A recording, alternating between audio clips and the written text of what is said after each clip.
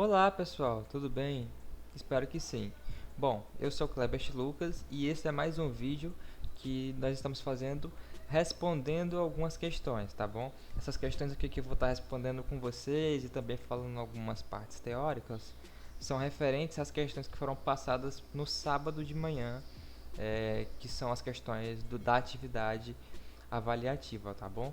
Então vamos lá para a nossa primeira questão. A primeira questão é a seguinte: o enunciado dela está aqui em cima, essa letra mais escura, e as alternativas ao longo do slide vão estar com essas letras um pouco mais finas, digamos assim, outra fonte, tá bom? Então, a questão diz o seguinte: o indivíduo 1, de genótipo Azão Azão, Bezão Bezinho, fará um cruzamento com o indivíduo 2, de genótipo Azão Azinho, Bezão Bezinho, tá bom? Com base nisso, responda: qual o número de gametas com combinações de genes diferentes produzidos pelo indivíduo 1 e 2, respectivamente? Tá bom? Só mudar aqui, pessoal. Então ele quer saber o que? Ele quer saber, primeiramente, qual o número de gametas com combinações de genes diferentes produzidos pelos indivíduos 1 e 2, respectivamente. Ou seja, o indivíduo 1, que é o genótipo azão azão, Bezão Bezinho, quantos gametas com genótipo diferente esse indivíduo pode produzir? E a mesma coisa para o indivíduo 2, que é o que tem o genótipo Azão, Azinho, Bezão, Bezinho, tá bom? Além disso, a questão pergunta quantos genótipos diferentes podem ser produzidos a partir desse cruzamento, ou seja, a partir do cruzamento entre o indivíduo 1 com o indivíduo 2, tá bom? E aqui estão as alternativas. Primeiro vamos responder a questão, depois nós voltamos aqui nas alternativas, tá bom? Então, galera, vamos para o raciocínio da questão. Primeiramente, eu vou colocar aqui o genótipo de cada um desses indivíduos, sendo que o genótipo do indivíduo 1 é Azão Azão, Bezão Bezinho, e o indivíduo 2 tem o genótipo Azão Azinho, Bezão Bezinho, ok? Aí vamos pensar, galera, vocês lembram que lá quando vocês assistiram a aula de segunda lei de Mendel, que vocês viram a fórmula para descobrir, determinar o número de tipos de gametas na segregação independente? Vocês lembram ou não? Bom, se não lembram, vamos lembrar aqui agora. Qual é essa fórmula? Essa fórmula é 2 elevado a n. 2 elevado a n, tá bom? Então, esse n vai ser o quê? Esse n é o número de heterozigotos.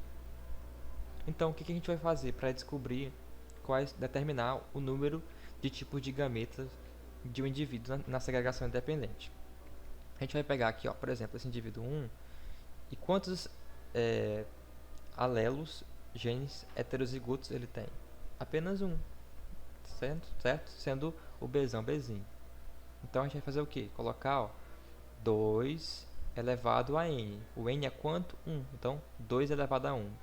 2 elevado a 1 é 2. Portanto, a resposta vai ser duas possibilidades. 2 elevado a 1 é 2, ok? Então a gente pode fazer assim também, galera. Por exemplo, pegar um Azão daqui com um Bzão daqui. Então, Azão, Bzão. Tá bom? Ou então pegar um Azão daqui com um Bzinho daqui, Azão, Bzinho. E mesma coisa com aqui, Azão, Bzão, Azão, Bzinho. Então, viram que só tem duas possibilidades?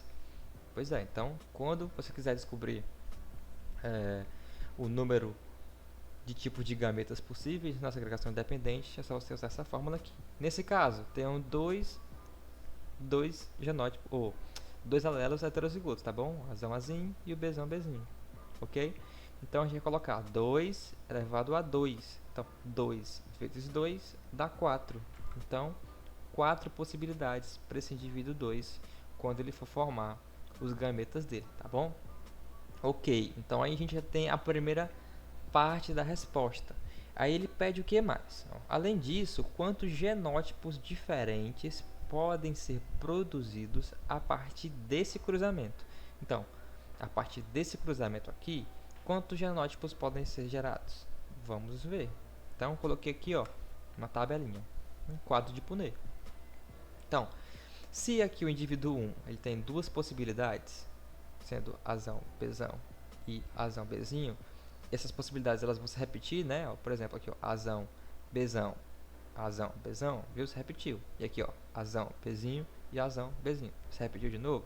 Então, eu coloquei aqui, ó, Azão, Bzão, 2 vezes e Azão, Bzinho, 2 vezes, tá bom? Referente ao indivíduo 1. O indivíduo 2 são 4 possibilidades. Azão, Bzão, coloquei aqui, ó. Azão, Bzinho, coloquei aqui. Azinho, Bzão, coloquei aqui. E Azinho, Bzinho, coloquei aqui. Aí eu vou fazer os cruzamentos, juntando os genótipos aqui, ó, dessa coluna com os das fileiras aqui de cima. Então, Azão, Azão, Bzão, Bzão.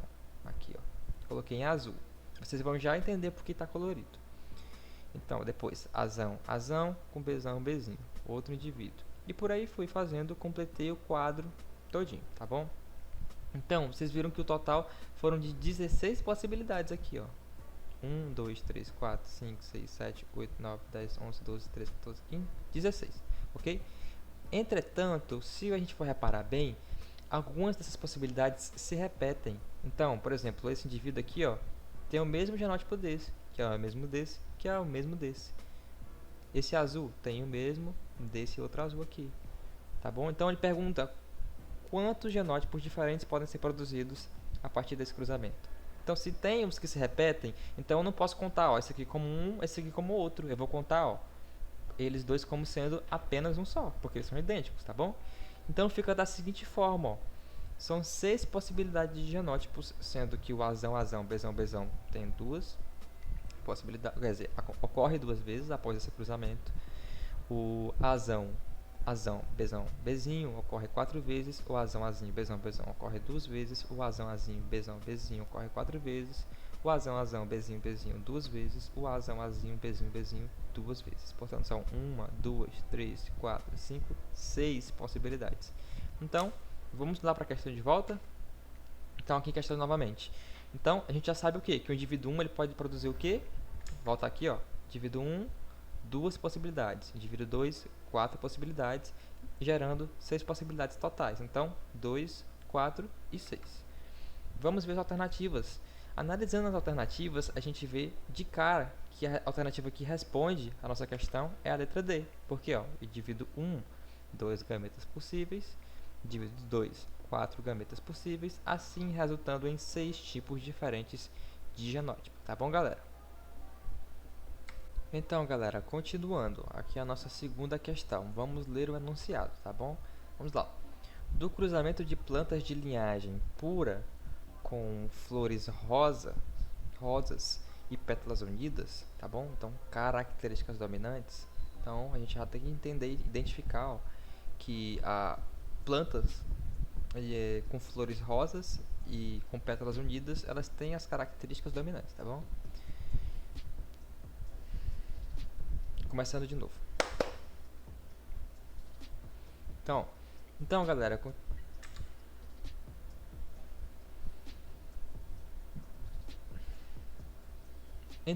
continuando, vamos aqui à nossa segunda questão, tá bom? É a seguinte: do cruzamento de plantas de linhagem pura com flores rosas e pétalas unidas, características dominantes, com plantas de flores brancas e pétalas separadas, também de linhagem pura, foi obtido uma geração F1, tá bom? Então, cruzei o quê? Uma planta pura, com características de flor rosa e pétalas unidas, com outra planta pura, com características de flores brancas e pétalas separadas, tá bom? Então, se ele diz que essas duas características aqui, ó, flores rosas e pétalas unidas, são características dominantes, a gente vai entender que flores brancas e pétalas separadas são características recessivas, tá bom? Então, depois do cruzamento, eu obtive uma geração F1. A segunda geração, F2, foi obtida a partir do cruzamento de indivíduos da geração F1.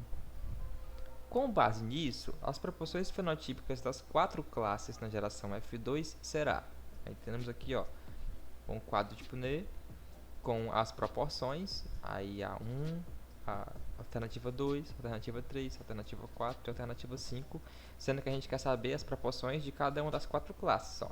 Quantas rosas unidas, quantas rosas separadas, quantas brancas unidas e quantas brancas separadas, tá bom? Enfim, pessoal, então agora nós vamos para a resolução da questão. Aqui, resposta. Primeiro de tudo, o que a gente tem que fazer? Determinar o quê? quais são os genótipos das características que nós estamos estudando aqui. Então, para a flor rosa, para uma flor ser rosa, tem que ter o genótipo que Bzão alguma coisa, pode ser Bzão Bzão ou então Bzão Bzinho, beleza? Para a pétala ser unida, tem que ser Szão alguma coisa. Para a flor ser branca, Bzinho Bzinho. Para a pétala separada, Szinho Szinho. Então vamos lá. Ele fala aqui, ó, eu tenho um indivíduo puro de flor rosa com pétalas unidas.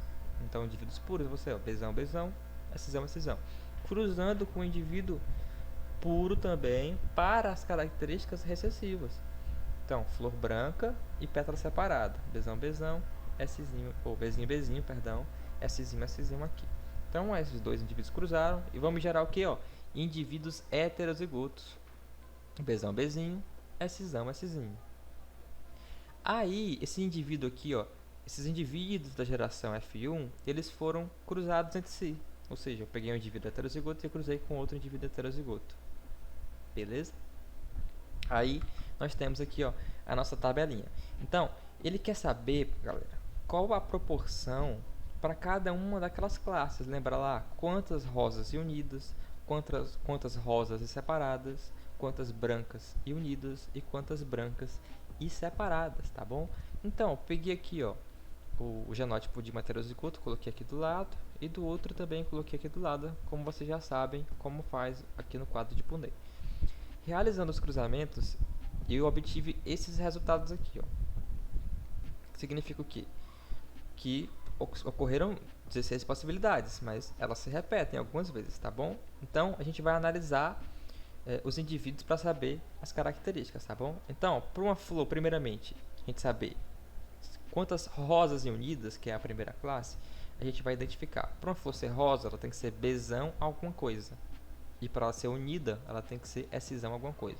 Ou seja, todos os genótipos que tem pelo menos um Bzão e um Szão vão ser plantas com flor rosa e unidas, e flores unidas, pétalas unidas, tá bom? Então vamos lá. Ó, esse aqui também, ó, tem um Bzão, tem um Szão, tem um Bzão, tem um Szão, Bzão, Szão. Então todos os indivíduos aqui, ó, pretos, são esses indivíduos que têm flores rosas e unidas. Aí, depois a gente vai ver o nosso outro eixo, que é rosas e separadas, tá bom? Então, para ser rosa, tem que ser o quê? Bzão alguma coisa. E para ter pétala separada, tem que ser o quê? Szinho, Szinho. Então, todos os genótipos que tiverem pelo menos um Bzão junto com Szinho, Szinho, vão ser rosas e separadas. Portanto, esse indivíduo aqui, esse verde aqui, esse indivíduo aqui também verde e esse aqui também verde. Já para ser branca e unida, vão ser as roxas aqui, ó. Porque para ser branca, eu preciso ter Bzinho, Bzinho, e para ser unida, Szão alguma coisa. Então, todos os genótipos que tem Bzinho, Bzinho, Szão alguma coisa, vão ser brancas e unidas.